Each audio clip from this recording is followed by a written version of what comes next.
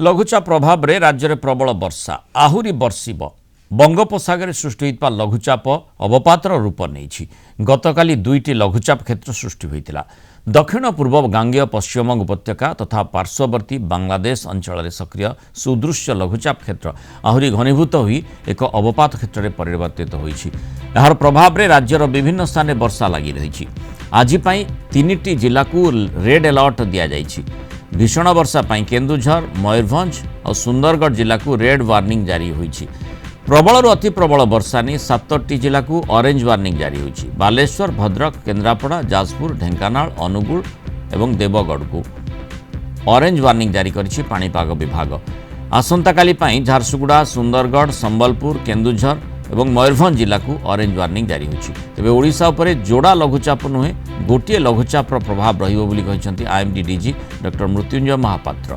किछि नदी रे बन्या भली स्थिति उपजी पारे सुवर्णरेखा महानदी बुढ़ाबलंग अववाहिकार वर्षा हेबो अवपात पश्चिमबंगरू झारखंड आड़क जाउथबारु उपर मुंडरे वर्षा हेबो फल ब्राह्मणी एवं महानदी को अधिक पानी आसीपारे विशेषकर उत्तर ओडिशा रे अति प्रबल वर्षार संभावना रही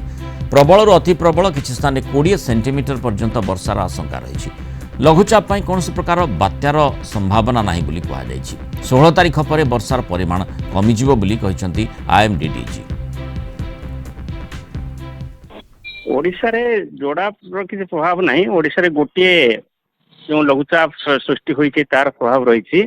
गतकाली उत्तर बंगोपसागर जो लघुचाप क्षेत्र सृष्टि होइतिला ता उत्तर पश्चिम दिगरे गति करिकि आज पूर्वाह्न रे पश्चिमबंग उपरे कलिकतार उत्तर पूर्व दिगरे केंद्रीभूत अछि यह धीरे धीरे उत्तर पश्चिम दिगरे गति करिवो एवं यार प्रभाव रे गत 24 घंटा मध्य ओडिशा रे समस्त जगह वर्षा हेबा सहित केतेक जगह प्रबल वर्षा एवं गोटे दुटी जगह अत्यंत प्रबल वर्षा होइछि एवं यही वर्षा लगी रहिबो आज माने आसंता 24 घंटा मध्य से भली सब जगह वर्षा हेबा सहित उत्तर ओडिशा रे विशेष करके प्रबल अति प्रबल वर्षा हो पारे एवं गोटे दुटी जगह अत्यंत प्रबल वर्षा अर्थात 20 सेंटीमीटर अधिक वर्षा होवार संभावना रही आसंता काली वर्षा परिमाण टिके कमिबो तथापि प्रबल अति प्रबल वर्षा होवार संभावना रही अधिक वर्षा उत्तर पश्चिम ओडिशा होवार संभावना अछि माने तापरे अर्थात 16 तारीख पाखरु वर्षार परिमाण ये कमिबाकु लागिबो वर्तमान यही जो लघुचाप सृष्टि होइछि यार प्रभाव मध्य उत्तर ओडिशा रे एही नदी अवबाहिका मानकरे अधिक वर्षा होवार संभावना रही जेपरि कि सुवर्णरेखा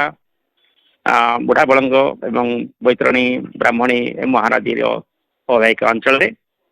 एवं यह गंजरी वेस्ट बेंगल रु झारखंड हेकी उत्तर पश्चिम दिगो गति करिवो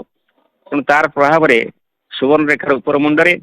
एवं महानदी उपर मुंडरे मध्य ब्राह्मणी उपर मुंडरे मध्य अधिक वर्षा होवार संभावना रही बन्या सृष्टि करबा भली वर्षा मध्य हेई पारे बात्यार कोन संभावना नहीं या गोटे अवपात मात्र ये अवपात वर्तमान स्थल भाग रही पश्चिमबंग उपरे कलिकतार उत्तर पूर्व दिगरे धीरे धीरे गति करिवो या हुए तो पुणी घूर्णिबल लघुचाप क्षेत्र सृष्टि हो पारे किंतु कौन बात्यार संभावना नहीं।